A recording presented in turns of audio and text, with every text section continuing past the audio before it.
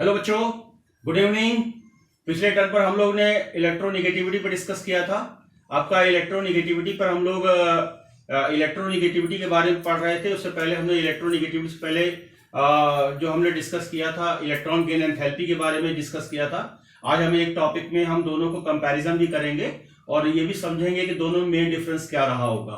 ठीक है, तो हमने जो लास्ट वीडियो लेक्चर्स में जो मैंने टॉपिक जो ड्रॉप किया था वो टॉपिक में था लास्ट वाला पॉइंट, यानी केस 1 एप्लीकेशन में 1 पॉइंट जो था हमारा वो था हैनी स्मिथ इक्वेशन। तो हैनी स्मिथ इक्वेशन में हम लोग थोड़ा सा एनालिसिस करेंगे। खाली इस फॉर्मूले से कुछ भला होने वाला नहीं है और इसके प्रैक्टिकल्स ऑब्जर्वेशन जरूर करेंगे। तो बच्चों, हैनी स्मिथ इक्वेशन में मैंने आपको लिखवाया था, एक फॉर्मूला लिखवाया था कि 16xa minus XB plus 3.5xa minus XB का होल स्क्वायर। तो इस इक्वेशन से ही हम लोग आज के टॉपिक को स्टार्ट करेंगे। तो जो हमारा इसमें हैनी स्मिथ इक्वेशन था, हमने लिखा था 16xa minus XB plus 3.5xa minus XB का होल स्क्वायर, ये मैंने डिस्कस किया था और आपको बताया था कि भाई xa क्या है। तो xa जो है हमारा इलेक्ट्रोनिगेटिविटी, ठीक है।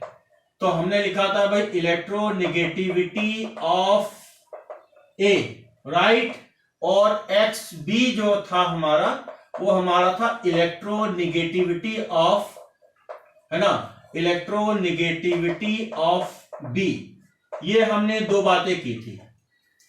तो इस फॉर्मूले से हम लोग मॉलिक्यूल्स के, कंपाउंड्स के बहुत सारी चीजों को एनालिसिस कर सकते हैं। खाली ये फॉर्मूला रट करके आपके क्वेश्चन के प्रॉब्लम सॉल्व नहीं होने वाले, राइट। तो बेटा ये फॉर्मूला जो है परसेंटेज ऑफ आयनिक कैरेक्टर्स का है, यानी जो फॉर्मूला है इस फॉर्मूले से हम लोग percentage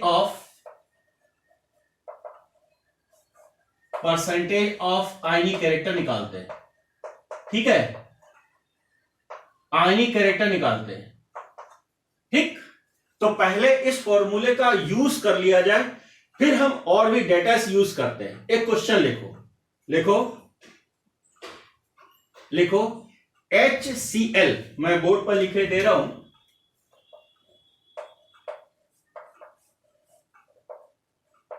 HCl is a molecule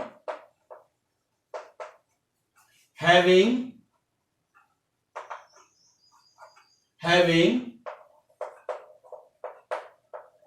electronegativity of, है ना, H यानी हाइड्रोजन एंड क्लोरीन, है ना, equal to 2.1 and 3.0 respectively. Find out percentage of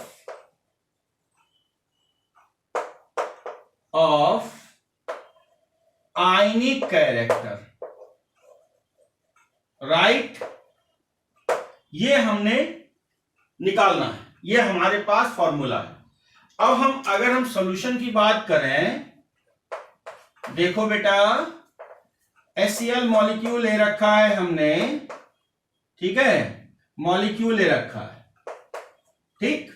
तो X हमारा जो है XA मान लेते हैं, बड़ा वाला, है ना, बड़ा वाला लार्ज वैल्यू मान लेते हैं। XA का मतलब क्लोरीन के लिए और XB मान लेते हैं हाइड्रोजन के लिए। छोटी वैल्यू, ये बड़ी वैल्यू, नेगेटिव में नहीं आना चाहिए, पॉजिटिव में आना चाहिए। ये वैल्यू कितना दे रखा है 3.0, ये दे रखा है 2.1।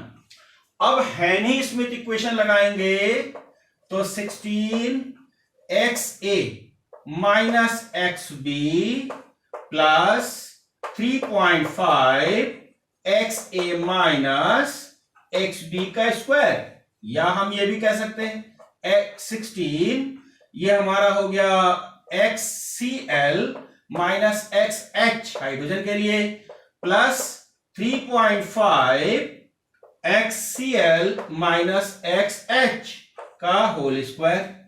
हम ये भी कह सकते हैं 16, ये कितना हो गया 3.0 माइनस 2.1 प्लस 3.5, ये हो गया 3.0 माइनस 2.1 का स्क्वायर। नोट करो।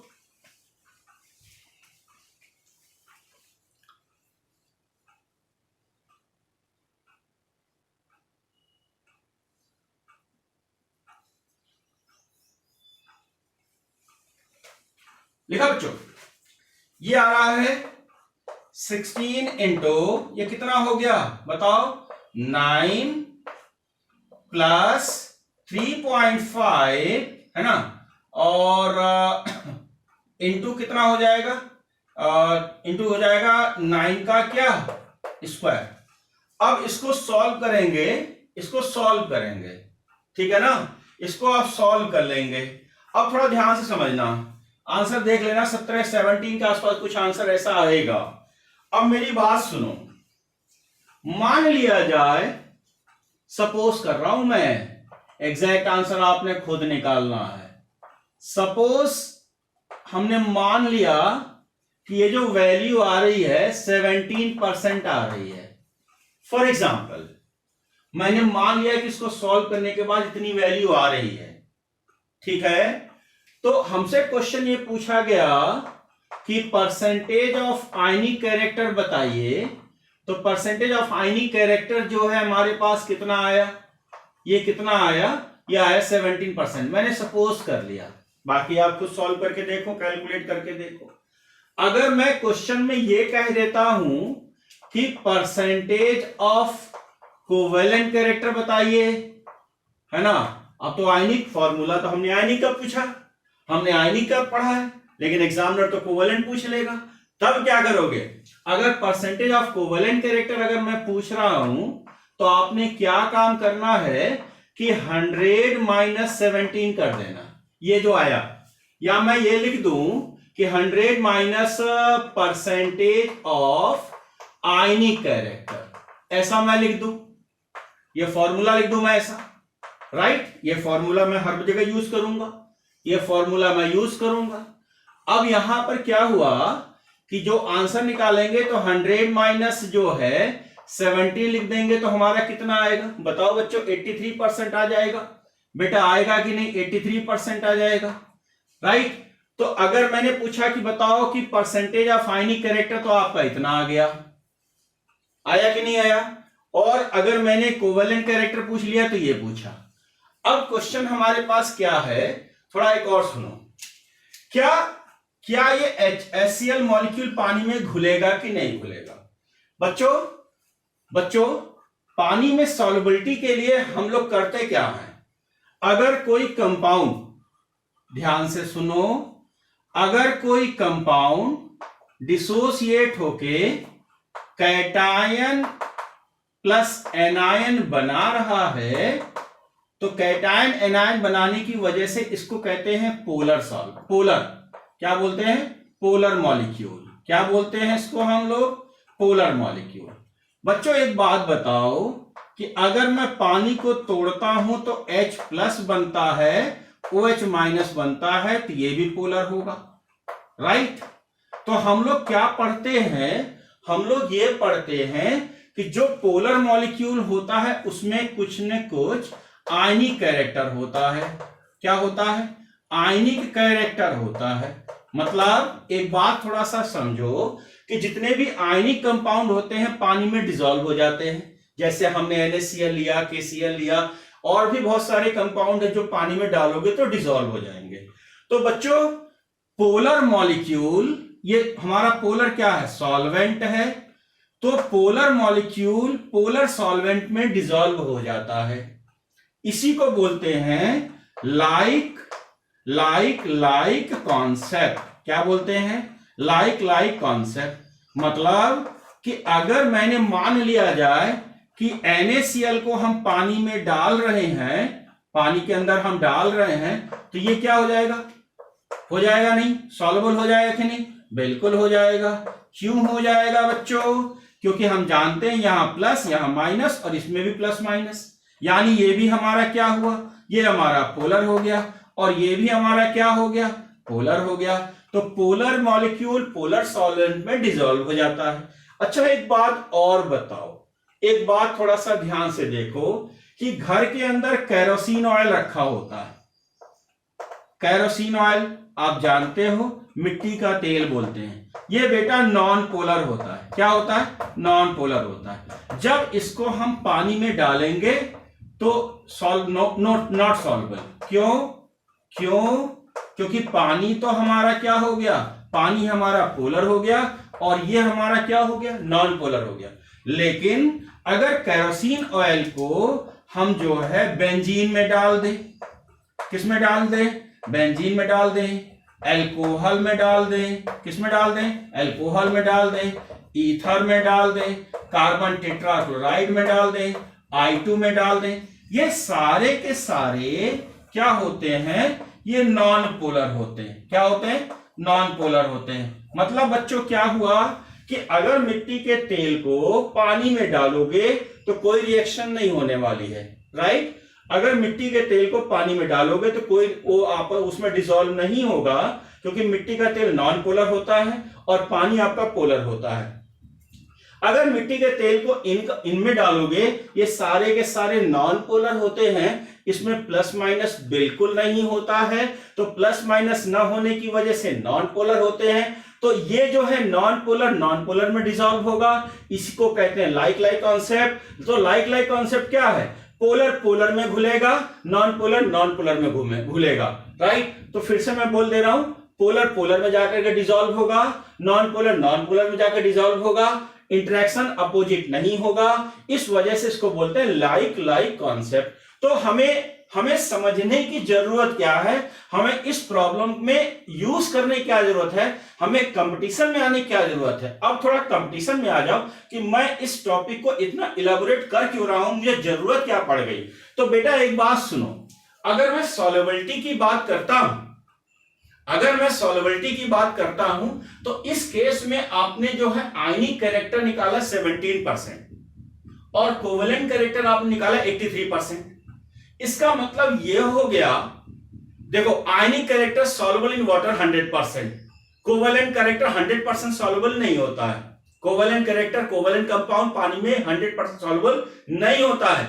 आयनिक कैरेक्टर 100% सॉल्युबल होता है, आयनिक कंपाउंड 100% सॉल्युबल होता है और कोवेलेंट कंपाउंड 100% सॉल्युबल नहीं होता है। तो जो आपने HCl मॉलिक्यूल का जो रिजल्ट निकाला, तो हम ये क्वेश्चन पूछ सकते हैं कि क्या ये जो रिजल्ट आया, यानी जो परसेंटेज आपकी निकल के आ रही है, वो पानी में डिसॉल्व 100% होगा या नहीं होगा। तो आप कहेंगे साहब 100% डिसॉल्व नहीं होगा। क्यों नहीं होगा? इसलिए नहीं डिसॉल्व होगा क्योंकि जो है ये हमारा 17% आ रहा है, ये 83% आ रहा है। पॉसिबिलिटी सबसे ज्यादा किसकी है? जिसकी पॉसिबिलिटीज होगी वही नेचर डिसाइड करेगा, यानी 83% कोवेलेंट कैरेक्टर की पॉसिबिलिटीज ज्यादा है। तो इसका मतलब ये जो HCl मॉलिक्यूल हमारा होगा वो कोवेलेंट ज्यादा होगा, आयनिक कम होगा। इसका मतलब इसके पानी में डिसॉल्व होने के चांसेस कम होंगे, सॉल्युबिलिटी कम होगी। लेकिन नॉन पोलर मॉलिक्यूल में, जितने भी आपके नॉन पोलर मॉलिक्यूल हैं, उसमें डिसॉल्व होने की पॉसिबिलिटीज ज्यादा होगी। Is that clear? तो अगर मैं ये कह सकता हूं कि इस आपके जो है हैनी स्मिथ इक्वेशन से हम लोग बहुत सारी चीजें निकाल सकते हैं कि percentage of ionic character, percentage of covalent character, क्या पानी में कंपाउंड डिसॉल्व होगा कि नहीं होगा। जो डिसॉल्व होगा उसमें सॉल्युबिलिटी भी पाई जाएगी, सॉल्युबिलिटी होगी कि नहीं होगी। जो जिसमें सॉल्युबिलिटी होगी उसमें बॉइलिंग पॉइंट पाया जाएगा, तो बॉइलिंग पॉइंट कैसा होगा। तो ये सारी चीजें हम एक इक्वेशन से एनालिसिस कर सकते हैं। Is that clear? नोट करो।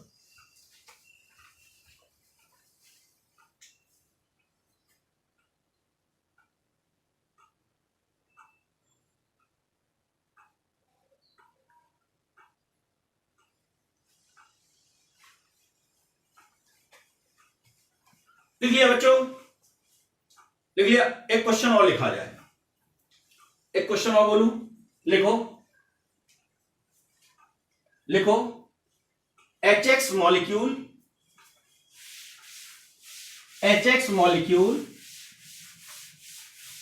HX molecule having electronegativity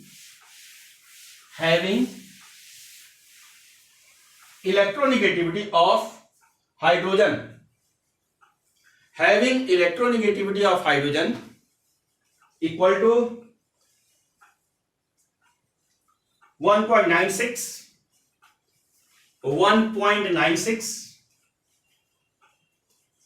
and electronegativity of X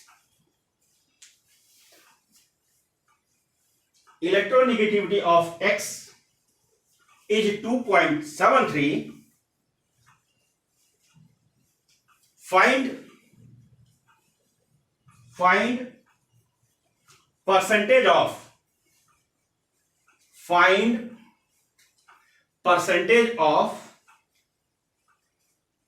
ionic characters as well as covalent characters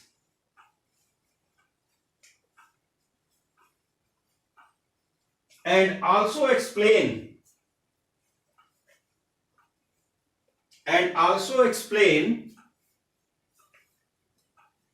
that this molecule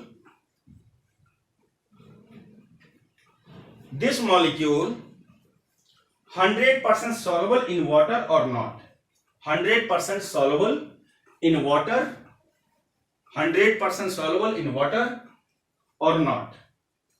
ठीक, तो ये एक क्वेश्चंस आप करेंगे जैसे मैंने आपको सिखाया है उसी हिसाब से आप करेंगे और नंबर 2 पर आएंगे। यानी एक मैंने आपको बता दिया कि इलेक्ट्रोनेगेटिविटी से हम प्रेडिक्शन करते हैं कि वो कंपाउंड कैसा है, आयनिक है या कोवेलेंट है, उसके बारे में हमने आपको कैलकुलेशन सिखाया।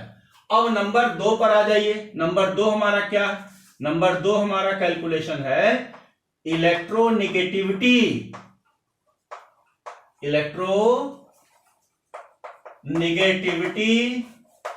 Versus electron gain enthalpy.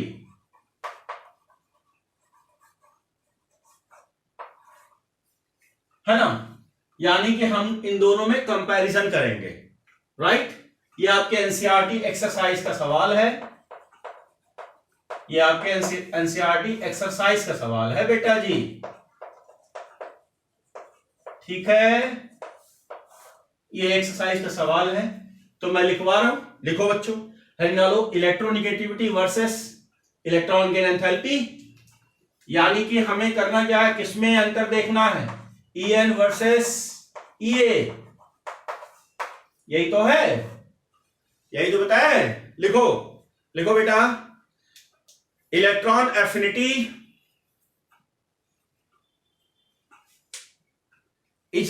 is the isolated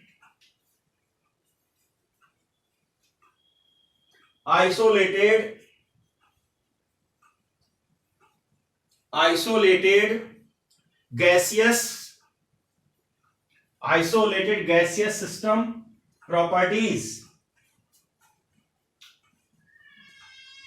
है ना? But electron affinity is the isolated gaseous system properties, but electronegativity is the covalent bond formation properties,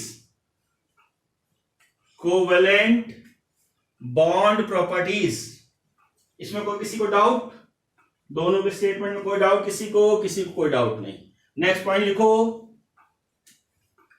electron affinity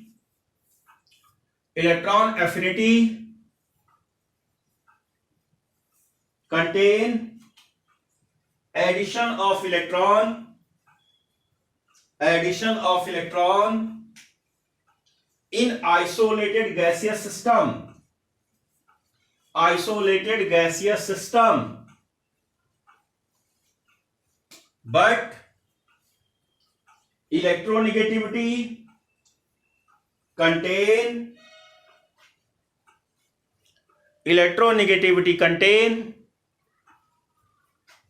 attraction of shared electron pair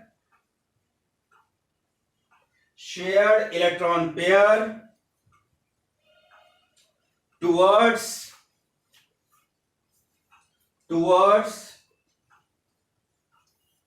more electronegative element, right? Third point लिखो,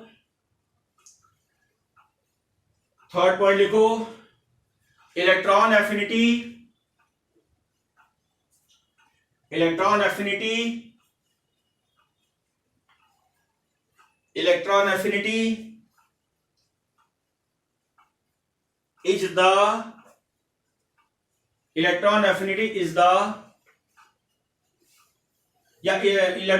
contain, है ना, contain values in electron volt, kilocalorie, kilojoule, etc. but electronegativity is the unitless value को नीचे underline, कई बार exam में पूछा गया है। यूनिटलेस वैल्यू क्यों हो गए भाई? क्योंकि यहां पर दो एलिमेंट के बीच में कंपैरिजन किया गया है। इस केस में दो एलिमेंट के बीच में कंपैरिजन किया गया है कि शेयर्ड इलेक्ट्रॉन पेयर किसी एक एटम की तरफ जाएगा, दूसरी तरफ नहीं जाएगा। इस तरीके से कंपैरिजन किया गया, इस वजह से क्या हो जाएगा, यूनिटलेस हो जाएगी। नेक्स्ट पॉइंट लिखो बेटा, electron affinity is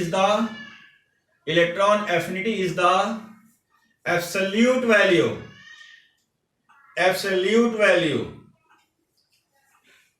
but electron affinity is the absolute value, but electronegativity is the relative value। यानी दो एलिमेंट के बीच में कंपैरिजन होगा, इज द रिलेटिव वैल्यू, दो एलिमेंट के बीच में क्या होगा, कंपैरिजन होगा। नेक्स्ट पॉइंट लिखो, electronegativity is the,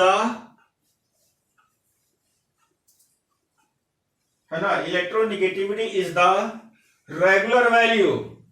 you know regular value ऊपर से नीचे आने पर कम हो रही, जैसे F की ज्यादा होगी, फिर Cl, फिर Br, फिर I, उसमें कोई 3-5 नहीं है, ठीक है ना।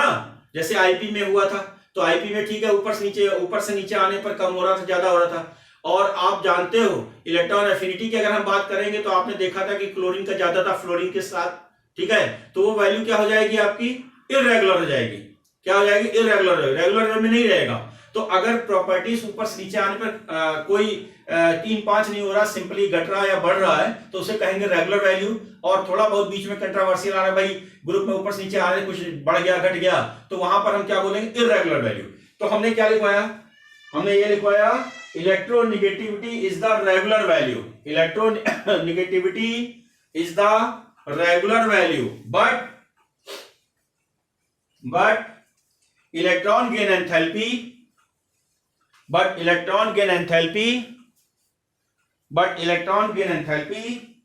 is the irregular value, is the irregular value। is that clear? तो थर्ड आप डालते हैं, हम लोग लिखते हैं कलर। क्या लिखते हैं, कलर। नंबर 3 हमारा जो हो जाएगा वो हो जाएगा कलर। लिखो कलर, लिखा बच्चों, बाल को लिखा। अब ध्यान से सुनो, ऊपर से नीचे आएंगे, राइट। किस ग्रुप में बात कर रहा हूं, 17 ग्रुप में, ठीक है ना, 17 ग्रुप में बात कर रहा हूं। तो ऊपर हो जाएगा फ्लोरीन, क्लोरीन, ब्रोमीन और आयोडीन। ठीक है, जब हैलोजन में ऊपर से नीचे आएंगे, अभी थोड़ा सा याद रखना है ना, हैलोजन्स में ऊपर से नीचे आएंगे तो ऊपर से नीचे आने पर आयनिक कैरेक्टर डिक्रीज करेगा। आयनिक कैरेक्टर क्या करेगा, है ना, आयनिक कैरेक्टर मेरा क्या करेगा, डिक्रीज करेगा। और कोवेलेंट कैरेक्टर क्या करेगा, वो इंक्रीज करेगा।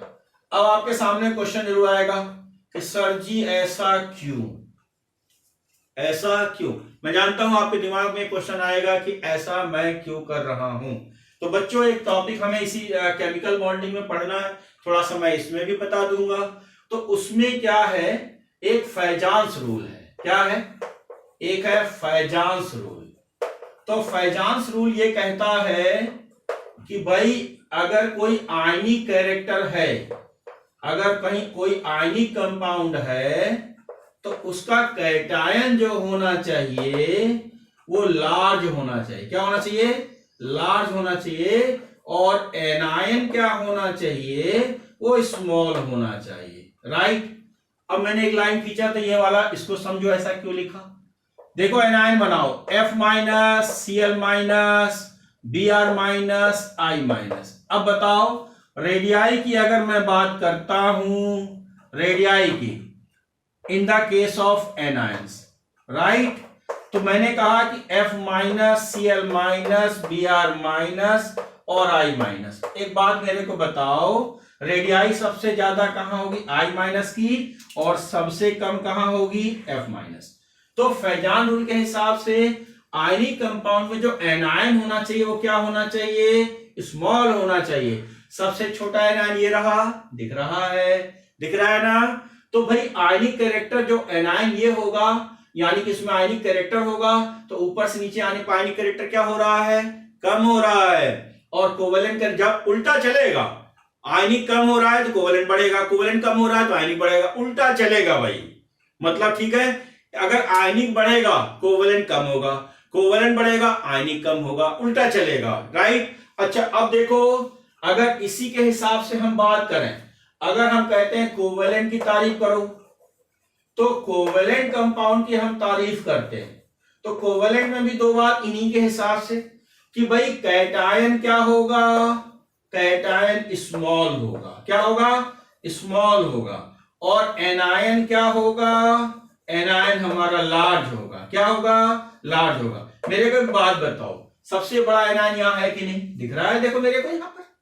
तो इसका मतलब इसके अंदर सबसे ज्यादा कोवेलेंट है और इसके अंदर सबसे ज्यादा आयनिक है। मैं एक एग्जाम्पल लेकर के समझाने की कोशिश कर रहा हूं, है ना, जो एग्जाम में खूब पूछा जाता है। बच्चों एग्जाम्पल देखो, हमने कहा AgF, राइट, फिर कहा AgCl, फिर कहा AgBr, फिर मैंने कहा AgI, राइट। ठीक है। अब यहां पर हमें सर्च, हम ढूंढ क्या रहे हैं, हम क्वेश्चन में ढूंढ क्या रहे हैं कि जो कलर होता है ना, ध्यान समझना, जो कलर होता है electronegativity, electronegativity inverse colour, right. या हम ऐसे समझ लें कि आयनिक कैरेक्टर है ना, आयनिक कैरेक्टर इनवर्स कलर, मतलब जिसमें आयनिक कैरेक्टर ज्यादा होगा उसका कलर क्या होगा, हल्का होगा। जिसका आयनिक कैरेक्टर ज्यादा होगा उसमें क्या होगा, कलर हल्का होगा। समझो। अब यहां पर अगर मैं इस क्वेश्चन में थोड़ा ध्यान से देखूं तो बच्चों, जब किसी ऑब्जेक्टिव में चारों ऑप्शन एक जैसे दिखाई दे, उससे किसी रिजल्ट की उम्मीद नहीं है, उससे कोई रिजल्ट नहीं निकलने वाला है। रिजल्ट किससे निकलेगा, जो अलग है। अलग कौन है, फ्लोरीन, क्लोरीन, ब्रोमीन और आयोडीन। Is that clear. अब हम इनमें देखें थोड़ा ध्यान से, तो ऊपर से नीचे आने पर चाहे F, चाहे Cl, चाहे Br, चाहे I, तो आप जानते हो कि भाई आयनिक कैरेक्टर क्या हो रहा है, अभी लिखवाया मैंने, आयनिक कैरेक्टर क्या हो रहा है, बताओ बच्चों। आयनिक कैरेक्टर हमारा क्या कर रहा है, वो डिक्रीज कर रहा है। यानी कि कोवेलेंट कैरेक्टर हमारा क्या कर रहा है, वो कोवेलेंट कैरेक्टर बताओ, वो हमारा इंक्रीज कर रहा है, राइट। तो आयनिक कैरेक्टर, अब देखो थोड़ा ध्यान से देखो, इसका जो AgF का जो कलर होता है, इसका जो कलर होता है जनरली व्हाइट, मतलब हम लोग कलरलेस मानते हैं, इनडायरेक्ट में इसको हम कलरलेस ही मानते हैं, क्या मानते हैं, और इसमें थोड़ा सा मान देते हैं व्हाइट कलर, है ना, और इसका कलर मान लेते हैं येलो कलर, क्या मान लेते हैं, और थोड़ा सा इसमें रेड ब्राउन आ जाता है, कैसा आ जाता है, रेड ब्राउन टाइप में आ जाता है। तो एक बात मेरे को बताओ कि ज्यादा डार्कनेस है कहां, ज्यादा डार्कनेस है कहां, जहां डार्क कहां है, जहां आयनिक कैरेक्टर कम है। तो इसका मतलब यह हो गया कि अगर मैं क्वेश्चन में ये कहता हूं कि मैंने बताना है, 4 ऑप्शन दे दिया और पूछ लिया बताइए सबसे ज्यादा डार्क कलर किसका होगा या सबसे ज्यादा हल्का कलर किसका होगा, तो आपने डार्कनेस में ये ढूंढना है कि डार्कनेस वही होगा जहां पर कोवेलेंट कैरेक्टर ज्यादा होगा, और जहां लाइट हमें ढूंढना है तो लाइट वहां होगा जहां आयनिक कैरेक्टर ज्यादा है। Is that clear? तो मैं ये कह सकता हूं कि आयनिक कैरेक्टर का मतलब हमें आयनिक कैरेक्टर जहां होगा वहां हल्का कलर होगा और जहां कोवेलेंट कैरेक्टर होगा वहां डार्क कलर होगा। Any doubt? नोट करो बच्चों।